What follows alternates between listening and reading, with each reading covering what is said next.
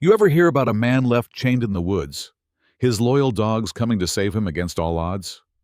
Well, what happened to Lucas Grant will break your heart and fire you up at the same time. Yeah, that happened. Let me back up a sec.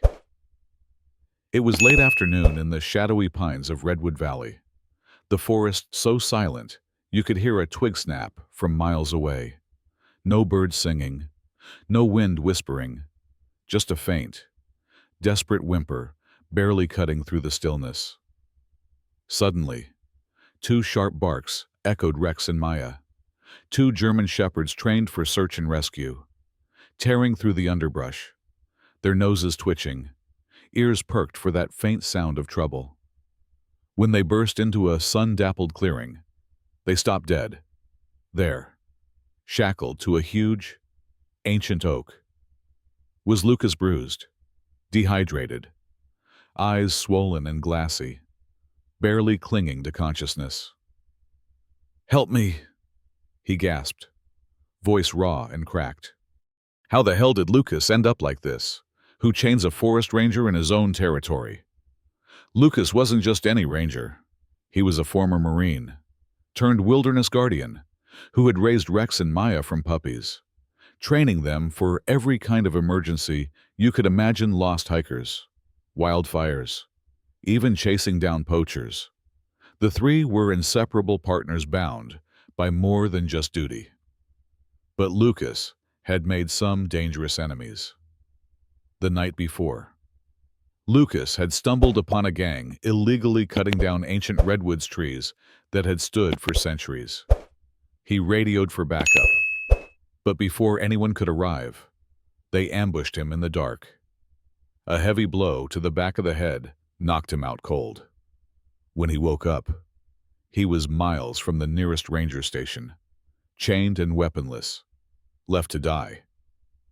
Meanwhile, Rex and Maya were stuck at the station, confused but determined to find him.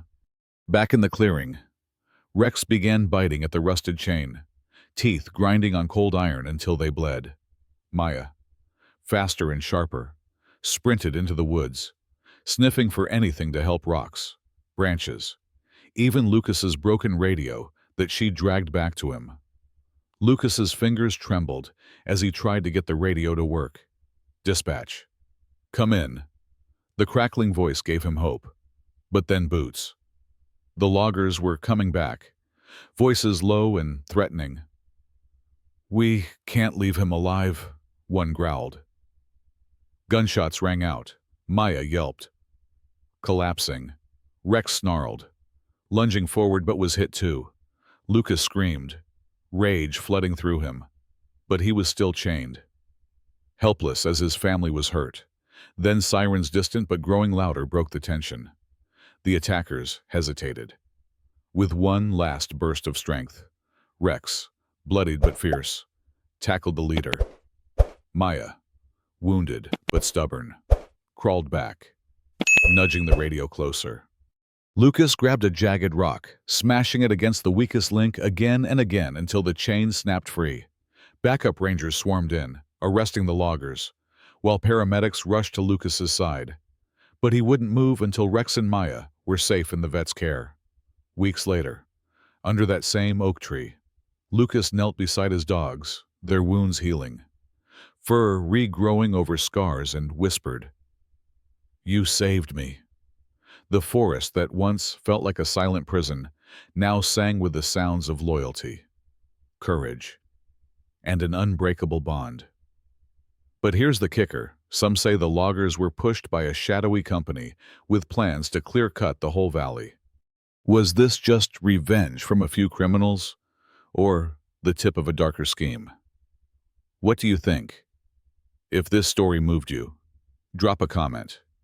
Do you believe justice was served? Or is there more to the silence in Redwood Valley? Hit that like button. Share your thoughts. And let's talk about how far loyalty can really go when the wild turns against you.